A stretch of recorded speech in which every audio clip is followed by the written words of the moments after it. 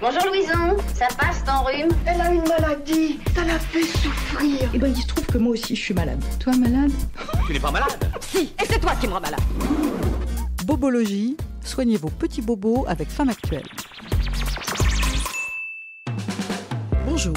Dans ce podcast, nous allons faire le tour de quelques solutions naturelles pour enrayer un mal de gorge, un rhume qui débute, bref, l'un de ces petits bobos du quotidien, pas graves, mais qui peuvent nous gâcher une journée, voire plus.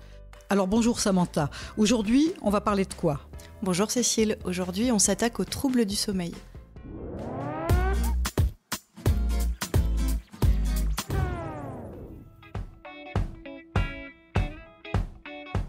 Alors ça tombe très bien Samantha, parce que moi, pour tout te dire, j'ai beaucoup de mal à dormir.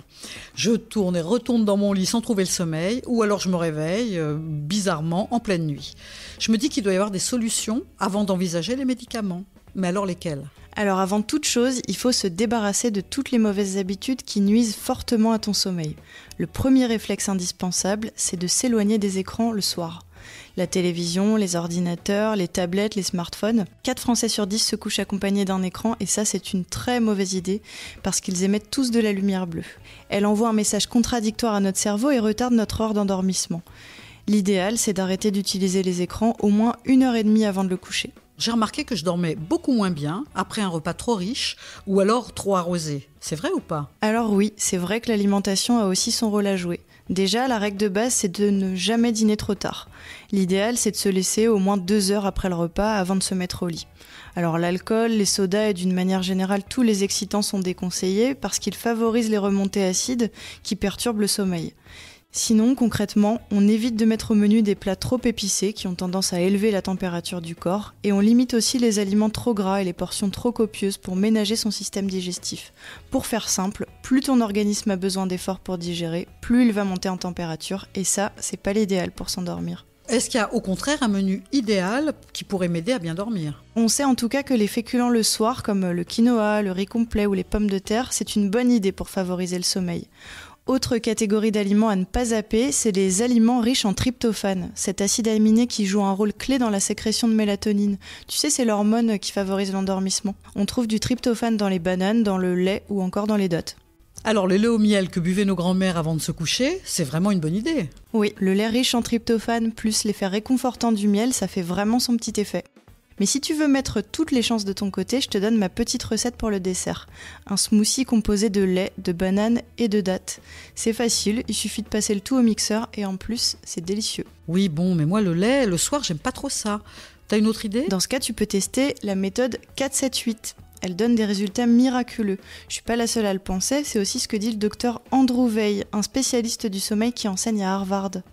Le secret de son efficacité, il est simple, elle apporte une meilleure oxygénation à notre système nerveux et lui permet de ralentir. Alors pour appliquer cette méthode, c'est facile. Tu commences par t'allonger confortablement dans ton lit, puis place le bout de ta langue sur ton palais, délicatement, tu sais, juste derrière tes dents de devant. Tu gardes bien ta langue dans cette position pour la suite. Et ensuite, tu inspires lentement par le nez en comptant jusqu'à 4 dans ta tête. Puis tu bloques ta respiration pendant 7 secondes. Et enfin, tu expires l'air de tes poumons par la bouche en comptant jusqu'à 8. Alors ça c'est marrant, hein, et ça a l'air bien plus efficace que de compter les moutons. Alors côté phytothérapie, je suis sûre qu'il existe super plantes pour se détendre et améliorer ses nuits, non? Oui, bien sûr, et elles ont chacune leur spécificité. La valériane, elle est connue pour apaiser l'anxiété. Elle est toute indiquée si tu as du mal à t'endormir ou si tu as tendance à ruminer dans ton lit. Tu peux aussi l'associer à la camomille romaine ou à la mélisse pour décupler ses effets. T'en trouveras facilement sous forme de gélules, à moins que tu préfères les tisanes. Et si tu souffres aussi de réveil nocturne, je te conseille plutôt le pavot de Californie, une plante sédative très efficace qu'on peut trouver en pharmacie et en magasin bio. On peut en faire des infusions et les boire dans l'heure qui précède le coucher. Mais attention à la quantité, car après le dîner, on évite d'ingurgiter trop de liquide, sous peine de se réveiller en pleine nuit pour aller faire pipi.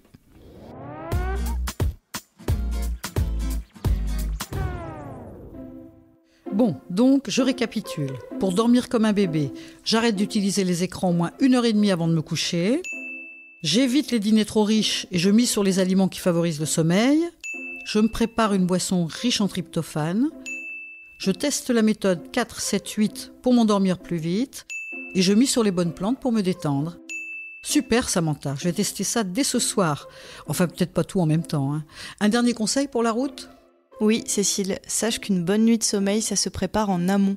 Et ça commence dès le matin, au réveil. Notre corps a besoin de lumière du jour et d'exercice physique pour bien se réveiller. Alors le bon réflexe, c'est de faire du sport ou de marcher 30 minutes le matin avant d'aller travailler. Et en bonus, si on peut faire une deuxième promenade en plein air à la mi-journée, c'est encore mieux. En stimulant son horloge biologique dès le matin, on met toutes les chances de son côté pour avoir un meilleur sommeil la nuit suivante. Merci Samantha. Prends soin de toi, Cécile.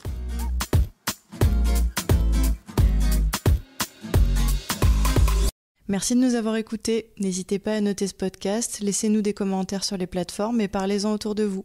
On se donne rendez-vous la semaine prochaine pour un nouvel épisode de Bobologie.